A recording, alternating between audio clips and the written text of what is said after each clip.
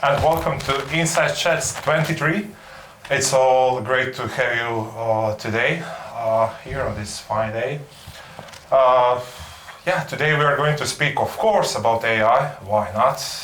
Last whole year, every day, all day and night. So why not today as well? And we are quite excited today. We have great guests with us today. We're going to speak how research is evolving with AI. So not adapting, yet evolving. Intriguing, right? So at the end we're going to have a Q&A, and as usual we're going to give the book.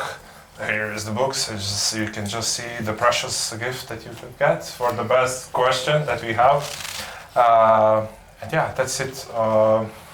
If we can ask our dear guests to say a word about that before we start, that would be great. Sure. Hi everyone, I am Caitlin. I'm Director of Research at Intercom. My background is in psychology, so I started my career in experimental psychology and social psychology in New Zealand, which is my accent, in case you were curious. And then I've spent most of my career actually in Australia. Recently relocated about 18 months ago to London to look after this research team, so I'm still adjusting a little bit. Yeah. Chiara, what? Yes, who am I? I am a product researcher on Caitlin's team. I joined Intercom a year ago, actually, nearly to this day. Today? Yesterday? Right. So it feels longer in good ways. And maybe some bad. And maybe some bad, that's okay. No, but I also come from a psychology background. I didn't continue in the research world as Caitlin did. I then moved more into the consulting space. And I found the world of user research before the pandemic, and basically got a degree in UX research and have been in this field ever since. It's changed loads, so happy to be here and talk about that. Mm-hmm. Yeah. Amazing. Do you want to say a word before we begin and wrap? No, I'm joking. What? You want to introduce us? Okay, no worries. Because we don't introduce ourselves. That's quite a shame. That's true. We're going to do that. No. We all know. Fine, you won't know about it. Okay, jokes aside. So, how the research has changed in the last 6 to 12 months? Of course, we all feel like right now with AI that things change, of course, in years, but now it feels like it changed in months, right? Yeah. So how has it changed in the last 6 to 12 months, from your perspective? I think it's changing every week at the moment. I have spent actually the last month or so in a lot of long sessions with the rest of our leadership group thinking about how we respond to the changes that have been introduced through AI for both research and data science. And it's interesting because that conversation is a lot more dominated by data scientists freaking out about what this means. For better or worse, I feel a little bit more comfortable in riding the wave of change, because even though things have changed a lot, I think a lot of the challenges that they're talking about are challenges that I have felt before in our research craft, and I am confident about us riding through that positively. But it is suffice to say that it's changing literally every week. There is something new. For me personally, I am doing more IC work than I have done in a long time.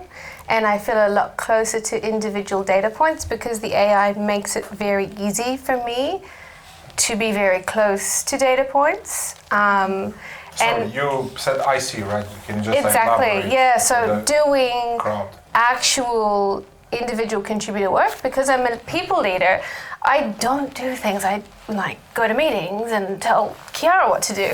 And now I do stuff as well. And I think sometimes that's not a great thing because, maybe I shouldn't be doing that work. But in other ways, it's been really powerful because it means that I get to be close to the customers again. I get to be close to the data points again. I get to produce new analyses, and I get to have that feeling of being productive in a different way than what I have been able to in the last 5 years or so. Yeah. That's the perfect mix, isn't it? The clouds being very high level and the dirt being close to the ground. Yeah. How are you managing to really balance that time? It's a really good question. I don't think I have done the best job of that in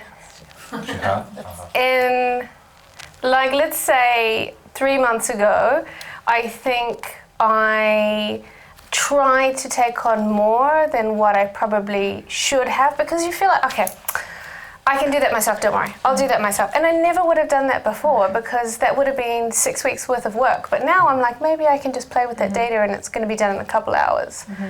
Yeah. And that multiplies to like 4 or 5 projects like that that should have been given a little bit more thinking time. So I probably did too much and went, hang on, I need to find a better balance. And so now I'm much more thoughtful about, is this the right thing for me to be exploring, even though I have an extra hour to play with some data? And should I actually be like asking somebody on the team to think about this a little bit more rather than me doing it? And I think now I've got a better balance when I'm a little bit more considerate about what I spend my time. But just to add to that, like, a lot of our stakeholders do that. Yeah. Like, at all levels. Like, we have sometimes, like, C-suite that come to us and say, like, hey, I did this. And it's like, whoa, like, okay, like, you're doing your own bit of research. And, like, we're needing to, like, so it's also about, like, making sure that we have a point of view at the right time and say, yeah, we already looked at this. So I think that's really also... have to be prepared. Right? Yeah, exactly. So I think that's also... I mean, don't want to speak for you, but I feel like that's also what's driving, like, also our VP, like, she's super in the weeds and loves to, like, know the details and has these conversations without us necessarily having to inform her. She's quite... So C-suite can finally do some work. A lot. They do, they really do. Very active, That's very good. Yeah. So Chiara, how about you? How does your week look like? I mean, not only has, like, the craft changed, but, like, the company that I've joined is very different to, like, the previous companies. Like, this is a very AI forward company. Okay. And because of that, we have access to all these amazing tools that I know people from previous companies are still struggling to, like, get access to. So we're very privileged.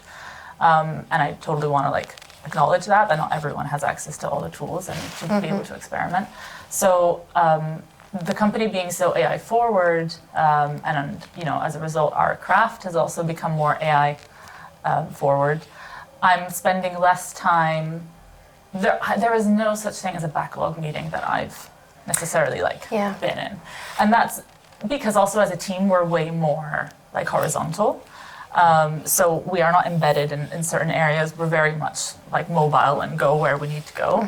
And you know, that's also common in other organizations, not just Intercom, but it's sort of accentuated by the use of AI, where we're not embedded. We can tackle a lot of different questions because we have access to all this data. And so the questions that I'm getting are less like tactical, less specific to certain areas, and more like strategic. And more like, where do we go with this? And how do we think about this? And it's not like a product discovery question. It's truly a little bit more.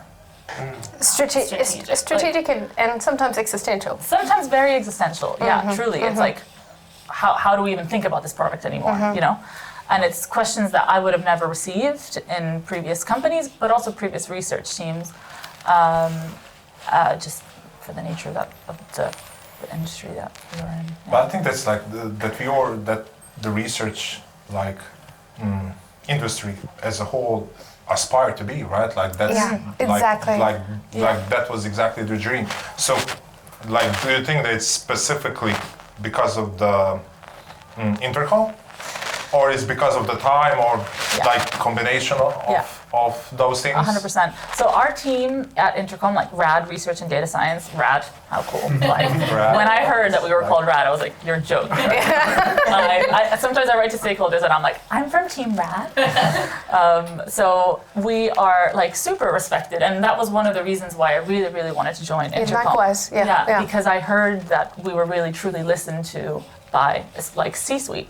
Like, our CEO has like called out specific researchers and in our team, and He references specific references data specific points. Data points, yeah. And so very in the weeds and very like trusting of us.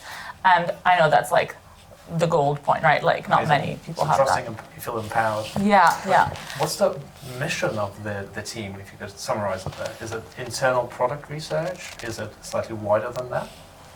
I think our job is to inform the decisions the business needs to make and to bring light to the decisions that we're not even thinking about yet, and that takes whatever shape it needs to take. And that's why we're so horizontal, is we will have researchers working on pricing, we will have researchers working on internal sales processes, we will have researchers working on win-loss and why we win deals and why we lose deals, and then product research. And it just varies so widely because we will do the things that we need to do to move the business forward. Yeah. Is Red all like dressed in black or? We did plan this. It's a bit mysterious, that's why. Fair enough. So in preparation for this, you shared an interesting thing with us that you are doing less of primary research these days. Mm-hmm. So how are you doing the research job then if you don't do the primary research? Yeah, I know. Let us know. A bit of a controversial one. So we are in the B2B space, and I was so happy to find out about Gong. I don't know if you're all familiar with Gong, but It's it a is good tool, a yeah. treasure chest of all the conversations. Okay, we just described Gong for So everyone. Gong is typically it's like a sales platform, it's a sales tool, but that is where all of our sales reps upload their conversations with our prospects and also with customers. But I focus more on the prospect side of the business. So what I mean by all of this is our organization is so data rich, and there are no silos in accessing that data. Like in previous companies, I might not have been able to actually hear what sales were doing. Whereas here, it's really easy for me to access the information and knowledge that they are sharing between them, whether it's Slack, whether we use Glean. There's so many other tools now that Claude is embedded in our setup. So I have this ability to access a lot of different sort of verticals across the organization and aggregate and make sense of what's happening. So on the prospect side, Gong calls are really great for me, and also Salesforce pieces of information that are there. Internal interviews as well. Interviews, emails. I honestly find that Slack is the most useful knowledge source at the moment for what I'm doing in terms of win-loss, because it's very tactical. It's very in-depth. There's a lot of putting in a digital format what people are learning and understanding. And obviously all meeting notes being recorded now with all available, that's great, and they're also on Slack. So yeah, so basically a long-winded answer to, I'm not doing as much primary research because there's so much research that we can already leverage within the organization for that. Existing data. Yeah, I'll add that I, in my focused extra analysis time that I use wisely now, I was looking at the rate at which the researchers are doing external interviews at the moment. And the graph kind of goes like this, downwards slope from the last 2 years, which is really interesting in of itself. It is the case that we're doing less primary work now, and it's a pretty steep slope. But when I look at what that actually breaks down into, we have some researchers that are doing a lot, if not more. So there's these two kinds of archetypes of researchers that seem to be forming, where we have some researchers that are doing a lot of this primary work still on very specific questions.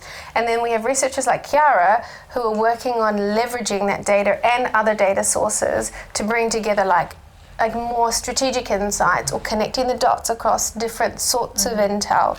So it's like there has become more standard deviation between researchers in their primary work, which is it's interesting because it means, I think with this revolution, you can lean into doing more of that kind of work where you're the aggregator and you're connecting the dots, which some people really like, or you like talking to people. Great. There's still lots of scope for that. Yeah. Love that. So you're collecting different data sources, but I imagine you're now at this point, but there was also a ramp up if you look at the last 12 months. Can you just describe that journey? Because I would imagine starting out, you only had one or two additional behavioral sources, but now you're pulling from Slack through conversation transcripts. And you also mentioned Claude. Yeah. So maybe you can describe that process and that workflow a little bit. Yeah, so for my win-loss process specifically, you actually begun the win-loss process when I was joining, is that right? Like soon after? May soon after. So Caitlin really was there from the beginning. But Can you also explain the win-loss? yeah, of course. So very simply put, like I just look at where we are winning and losing deals, why, what are the conditions around that, what can we learn about both ends, and what do we need to change. So it's quite tactical, it's quite quick in generating insights and making changes, and so the data needs to be quite up to date and pretty consistent with what we're looking at. So we originally, I think, only started with Salesforce. So again, I can't speak to like the super origins of it, but it really was just Salesforce. And if anyone has worked with Salesforce sales data, it is hard. It is really hard to glean much. Sometimes reps, are so busy, they don't have time to fill things out. It just says went dark, no response, didn't follow up, or like something, and you're just like, what does that mean? Why didn't they follow up? Like, why did they go dark? And that's when Gong comes in. So you go in and you try and understand, okay, they said that they didn't follow up. What was that last call? Was anything mentioned? And this is where we're starting to piece all the different, I guess, sources of information to start building a story. And that's where Niall Hurley, great data scientist on the team, he's built the process here. I've just sort of helped with the thematic angle to it and the prompt writing, but he's really built the pipes for it all. So he's basically pulling in information from Slack, from emails, from sales notes, from what else? Salesforce. Anything else that's like relevant for the sales, I guess, opportunity at that time. And per deal, he's doing that. And so we have a per deal view of this really deep knowledge. And that then gets tagged by the LLM, basically by themes that we generated. So we said, maybe it might be about price, maybe about product gap, maybe about da da da. So following all those prompts, it'll tag each deal for what's the reason it was won or lost, evidence for that, confidence, any competitors mentioned, all these sorts of different, I guess, facets to what we think is important in a deal. And then it'll provide the evidence for each of its claims, and that's when we can go in and create like dashboards and understand like, okay, this is our win rate, this is where this competitor is mentioned and where we're winning or losing, et cetera, et cetera. So he's really built this like foundational, I guess, LLM layer of knowledge where myself, Caitlin, Karen, many people kind of point Claude to and go, hey Claude, look at Niall's table. Can you tell me what's the latest for this deal? Or like, hey, whenever this competitor was mentioned, what happened? Da-da-da-da. So like really a conversational like UI to the table that Niall created. Amazing. So you're tracking that over time. Yeah. I imagine you have behavior changes over time. It's almost like seasonal in the nature. But how do you deal with, naturally, you're evolving the Intercom interface, UI functionality, but there are also so many other B2B competitors who are evolving what they do. How do you manage to really understand that be at traction over time and compare that? Was that because you did something great and you released a great feature, or was that because someone else released something great and they're winning because of that? I don't think that people are that discerning in the sales process. In that, I think that we don't need to go to that level of detail in the data that Chiara is looking at. I think that's really important for customers. Customers live and breathe our product. They feel the edges of where things are annoying and the bugs that we need to fix. Absolutely. But when we look at the lens that Chiara is looking at, it's much more macro. It's much more like, do you have this feature that I need to get this job done? We look at that thing that you just described in our customer feedback systems, but much less in our win-loss pipelines. Yeah. Yeah. Very good. Going back to the research, you as we prepped, of course, you mentioned that you tried and used AI in interviews and synthetic data as well. So could you share your experiences and for what it worked and for what did not? Yeah. I can start with the AI interviews. I think we've really been like in a process of trialing different products for AI interviewing, as well as for different situations with AI interviewing. And I'm overall like very positive about this use case and where we can apply it. I think that we've seen some really good success for churned customers. So this is where like these people that wouldn't necessarily want to speak to us, because it's a bit awkward when you're a churned customer. You may not like really want to speak to somebody in the company. You might not want to tell it exactly how it is because, you know, it's a bit challenging to do so. And so you kind of overcome some of the experimenter bias that you would normally have with interviews. So we've had some success with this. We've got some good data and better response rates as well. Yeah. There's been some challenges.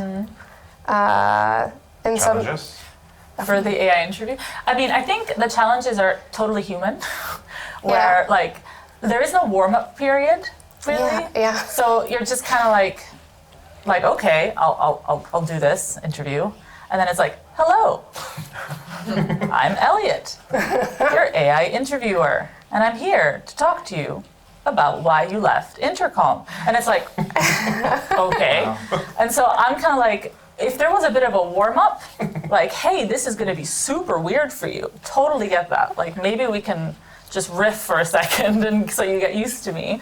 You know, like, I feel like if those things were added at the beginning, it would be a little bit easier, because that's where we lose people, like, the very beginning, and they're like, what? Like, I'm not sure what I was expecting, but not this. So it's really, really interesting. And then it's really actually cool to see people try and engage. They're like, yeah. And then warm up. And then they warm up. Yeah. And it's just like, okay, cool. So can you tell me about the last time that it's like, okay, yes. So and then they talk, and then there's like a back and forth, and you're like, okay, see? Yeah. Like once you actually warm up, it's not too bad. Yeah. It's just the first minute, I say, is the most challenging. But and we see it as, that's probably just the case of adoption and getting used to it. And that's why we're like hopeful for it. Like, all the time people will get used. Yeah. Acknowledging But it's it, right? an interesting case that you find for churn. I do get why people don't want to tell you like why I quit. So, and it's on their terms, like it's on their time, right? It's not like, let's talk on Thursday at 2:00, log on, sign up. Like, it's like, you can actually do this whenever you want. You can make this as long as you want. Like, you can just like close the call, you know, you don't have to finish the call, although we'd like you to. And then I guess the only other thing about the AI interviewer piece is the analysis reporting side of it, because these tools typically provide you also the analysis. We don't really like look at that too much. No. We don't. Why is that? Because a lot of context, I think, is missing, that we like to like add ourselves. Like, we would just get that transcript and then enrich it with our like and what would you product add? context. Product context. Context, okay. I mean, that's the golden. Oh, like the reason why the person churned. Yeah, like the AI will summarize and be like, oh, this person left because they thought this and they did that, and it's like, yeah, but there's this about it that you don't know about because you don't know. We didn't give you that context. So yeah. It's also like having somebody like analyze your qualitative interviews. Doing the qualitative analysis feels like an important part of sense making for your project anyway. So I think it's fundamentally like a bit uncomfortable to outsource that to the reporting tool. So yeah. So you just get the transcripts, the recordings. Typically, Yeah. And how about the synthetic data? I know, Kathleen, you wrote a LinkedIn post about it. Yeah. Just read my LinkedIn post. Block you. Unfollow. You can't. It's an interesting one actually, because when I raised this topic, actually it was our president who initially asked me to look into the synthetic users for a use case in go-to-market for message testing. And she sent me this article, and this is credit to her, she literally sent me a publication. It's like, I told you, they're in the data. I'm obsessed Like, with the fact that she was reading these publications. She sent me a publication to have a read about how there was this company that had built a synthetic persona and how they were using it for quantitative data. And I was very interested in this, and I brought this to the team as like, let's do like a little bit of a hackathon, a sprint, exploring this idea and seeing if we can replicate it. And honestly, I feel like there was a little bit of like hesitation from our team, but and I think there's a lot of hesitation from many people on this topic of like, oh, it feels a little bit icky. And I understand that because it feels like we're replacing a very important part of research. I don't think it's actually replacing research though. And so we pushed through that discomfort and we kind of found the edges of where the synthetic persona was breaking. So it does a very bad job of replicating quantitative data, and I wouldn't recommend that. We have one researcher who has found some better examples of this, but in general I wouldn't recommend that. We did find, however, that it did a much better job for like replicating sort of qualitative feedback. It's not perfect, but it tends to give you the right kind of ballpark of like, this is sort of what a customer might say if you feed it with the right data and you give it the right prompts, you're feeding it off your actual customer data as much as possible, what you know about your customers. And so it becomes like a nice early input for decision making and exploring ideas for our stakeholders, as long as they understand that it should be an input into their thinking and not the final decision maker, because it's not a replacement for data. It's just a support tool for improving their customer centricity. And I do think it does a good job of that. Yeah, especially for well-researched audiences, I think. Yes, called out, yeah. exactly. And we know a lot. Yeah, like if we don't know anything about a certain segment, like that's not a good, don't use synthetic users. Exactly, yeah. Actually, maybe to double click, how do you approach up-leveling within your team? Because new tool launches every week, every day right now. So how are you doing information sharing? How are you approaching that between you? Yeah, I mean, we have loads of Slack channels. So like I said, we're super privileged at Intercom that these tools are just like, try it, do it. Like, here it is, we've got a subscription, try it, tell us what you think. And so there's like, specifically in RAD, there is a channel called Radical AI, RAD AI. And we share tips and tricks there. And it's a lot of like the data scientists are sharing a lot because I think there's like super fertile ground there to really like figure things out. I'm not saying there isn't for research, but I think there's a little bit more. Developmental. Yes, for sure. And then there's like other just channels where people are like, hey, I just heard about this tool. Is anyone doing anything here? And news travels quite quick when something works. I think just a really simple example is like Conductor. I think was like a recent thing that data scientists were sharing, and now everyone I know is using Conductor, which is just to help organize your AI agents when you're working across them, right? So it might not be used, but yeah. I think though, in addition to that, it's also very important to make sure that the foundations of the team are still well supported. So something that I'm very invested in, perhaps to almost an annoying degree for someone like Chiara, is making sure that we're across our stats and the basis of our stats are quantitative skills, which I spent a lot of time talking about last year, but this year we've pivoted a little bit more to like sharing those hard skills amongst team members, so like specialty skills that they have. I think you have to make dedicated time and space for the hard skills because you don't necessarily need to learn them in order to get the work done using AI, but it does make it harder to evaluate the output of the AI if you don't understand that. Yeah. And also to stand over your findings. I think so too, You want to know what you've actually done. Like, I think the best thing you can do with these tools is actually show your analysis, like this was done by me, this was supported by AI, this is what we know, this is what we don't know, and like this is the confidence that I have in all of this. And like if we can do that, I think that's already in this age of who did that? Was that you? Was that Claude? If we can just be like honest about that, I think it's way more like received positively. It's like, okay, I will listen. Yeah. Chiara, you work a lot analyzing sales calls and stuff like that. Yeah. So I wanted to check how the expectations of buyers have changed with the AI shift. Like, do you see like everyone now, like I expect to have all this for $10 or some or something Pricing like is that? a really interesting topic. because you know, like there is at least every day I see like hundreds of LinkedIn posts which claim like, oh, I've done a replicate of the dog for 1 day. You know. So how do we cope with requests from buyers? Do you see stuff like that?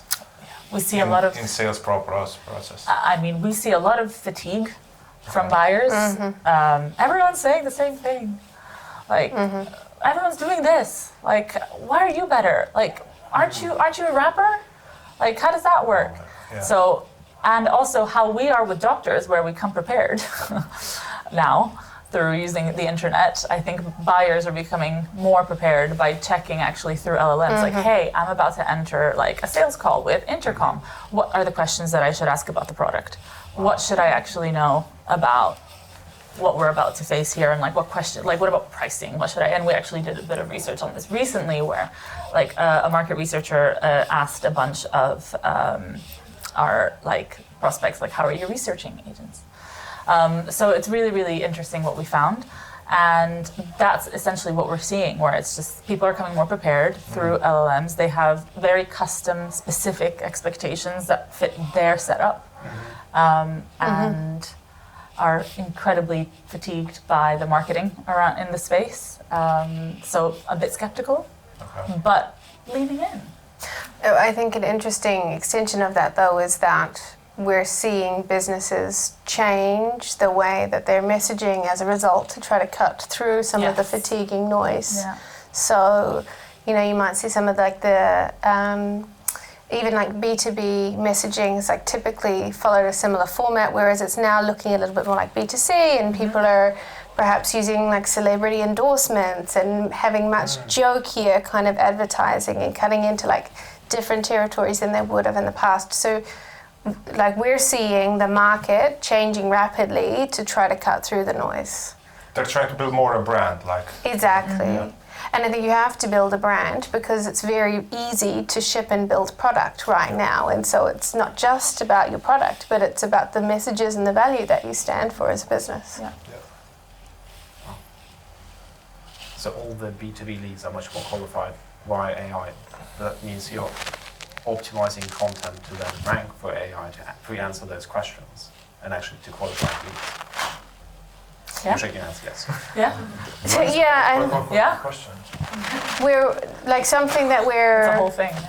something that we think about is, I mentioned we do internal research as well on how we best support our sales team, because oh my God, it must be difficult being sales these days where product ships faster than what I can keep track of. We make so many releases these days that I don't know sometimes when product is being released, let alone as a sales rep feeling deep understanding of that tool and then being able to go and talk about that confidently with a buyer who's now more prepared than ever. That's very challenging. So this is a problem that we think about a lot at the moment, is how can we do a better job of making sure that the people that are on the front lines have all the information that they need, and we do that through like partly understanding the changes with buyer behavior and the sorts of things that they're doing to prepare, but also about how we get them the information as quickly as we can from our R&D org.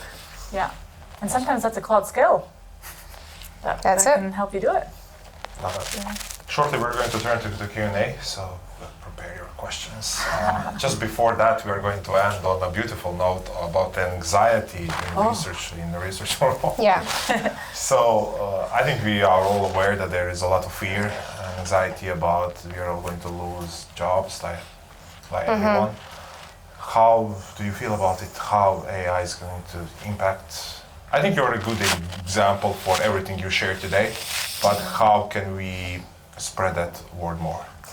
I will start by saying that I think that this is a time of change that represents an opportunity for us to do the things that we want to do and step away from the things that are no longer important to us. Chiara has talked a lot about being able to work extremely strategically extremely fast. She's literally delivering insights that get picked up by execs at a alarming rate Terrifying, sometimes. right? Like, sorry, you told who what? What? That's what we always wanted, right? We're probably not in this business because we're passionate about survey design. I do love a good survey design, but it's about being able to elevate our voices, have impact, and AI thus far, and I think we could be a case study here, has actually allowed us to do this. So I think it's scary. There's a lot of change, but we have proven in the past that researchers are good at adapting to change. We have gone through periods of significant disruption in the past. For example, through COVID, we all adapted. We will adapt again. And it's a question of like, well, how do you want to show up? Because you could do some pretty cool stuff if you want to. And you could be cool like Chiara if you want to. I think we have the opportunity to write the rule book, and like we should lean in and like kind of use our researcher instincts and turn inward and be like, why am I nervous about this? Do I need to be nervous about this? What's triggering this? Okay, what actually like is causing this, and what's truly in my control, not in my control, and what can I actually learn? And so you would just lean in and try and write the rule book, because I don't think the, sales team are going to be bothered about telling the rest of the org how to use AI interviews, or, taking the time to learn about them to then be like, this is how you use them. That's for us to like dictate and be able to work around, I think, yeah. So lean in. Very good. Okay, I think on that note, we are going to change to the Q&A. So do we have any questions? Just before that, let me again build the Q&A. So Incentives. For the best question, Chiara and Kathleen are going to choose the question. Oh my God, that's stressful. I don't know. stressful. Oh, no. No, like, we can't do that. I just shared some tips how to win the book in our Q&A. It usually wins the last one, because it's easiest to pick, so. Recency bias. But yeah, I hope that you don't choose the last one. Okay. I'm just trying to, yeah. So that is it. It's actually a really good book.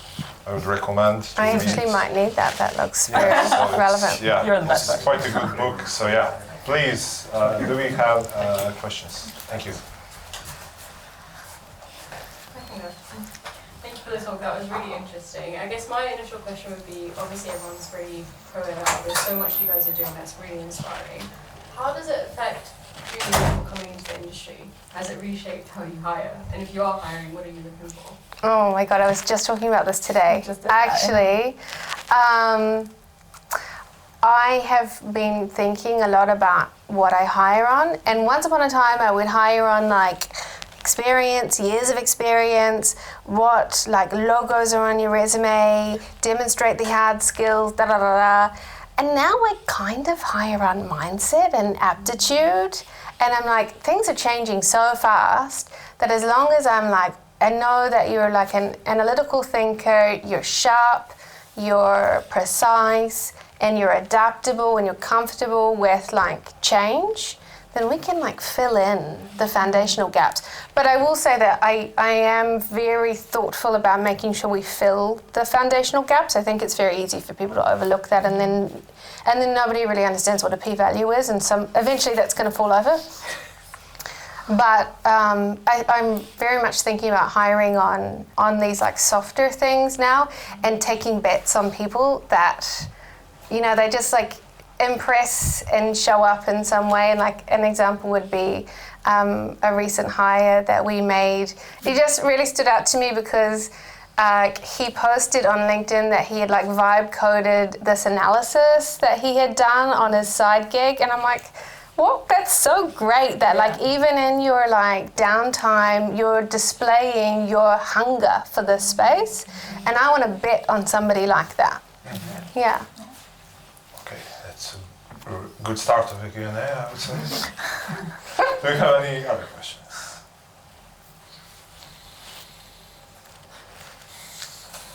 I guess we have the best question. Come on, beat me with at least one. This is maybe more of a for fun question that doesn't have to be based on anything specific, but like in 10 years, where do you see AI and research? Like, what do you think the relationship, just in your mind, like, based on what you know and predictions, like what? 10 years. What do you think? Goodness. It's so hard to know because literally things change In weeks. in weeks. I kind of wonder if we will go really far the other direction at one point, and everyone's going to be like doing like on-site visits and deep ethnography work, and is going to be obsessed with like getting to like know the exact details of customers. Which is what we were thinking. Which we're kind of seeing a little bit of that already. Yeah. But I feel like people are going to get like data fatigue because like we have everybody producing their own analysis of things, and I think everybody feels a little overwhelmed by stats, and they want to get back to like feeling connected to people, and so I think we'll go that direction. Yeah, I think so too. Yeah. No, you have to say something different for me. No. It always feels like the dating scene where everyone's like desperate to Yeah. get Yeah, full circle. Exactly. We like 100%. overcompensated. Or 100%. We're overcorrecting. We need to. Exactly. Yeah. Yeah. Internet will be shut down. Well, Social media. Nah. Yeah. yeah. I mean, like products are all changing so rapidly. Everything's a conversational interface. Like I don't even know what the landscape of products are going to look like in 2 years, to be honest. Yeah. It's a much more optimistic future than agents choosing vendors. Good question. Yeah. Oh. Piggybacking, you guys got me excited about the book. You mentioned product development. Do you think people are still, it's a psychology around product development now. It used to be a big launch and everyone would be queuing for it, and you'd get so much advertising around it and you get amped up. But now, as you said, even your internal team isn't aware when a product launch happens. How's that change looking, and the impact on maybe clients? I actually had a conversation with one of our CSM directors who's like, we're not going to send emails about every product launch. We can't, and people don't care. We need to think about the specific things that we build momentum on and be like more thoughtful about what we communicate and how we communicate rather than like a litany of things. So I think it's like a complete change of announcing everything to just really bring attention to specific things. But like even still, I think that there's a lot of fatiguing around everybody shipping things. Yeah. Yeah. I think the need for prioritization like comes in even more now, Yeah. right? Because it's like, we can do all those things. Yeah. But like, which one? But I wonder if it moves away from like sending the email notification of like, hey, we built this thing, and it moves into more like the human relationships that you have with your customers, where you're helping them understand how to get better value out of the product. You're like connecting them to the systems, you're explaining it, you're like bringing that value to them rather than them like understanding all of the content from emails. Yeah. I think. Essentially. Yeah. Okay, I think we're going to end on that one. Yes, before we wrap up, please stay around. We still have some wine and drinks, some snacks. Some cheese. Some cheese, Yeah. so still a lot to do. So please stay. And yes, so who do you want to give the book? We have 3 questions from Alia, Beth, and Alexandra. As the director of research at Intercom, I think it is your call.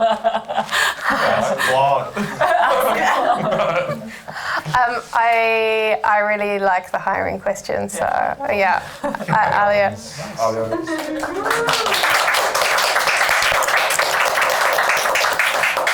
And on that note, we're going to end. Thank you so much for being all here. I hope you had a good night. And please stay with us and come again next time.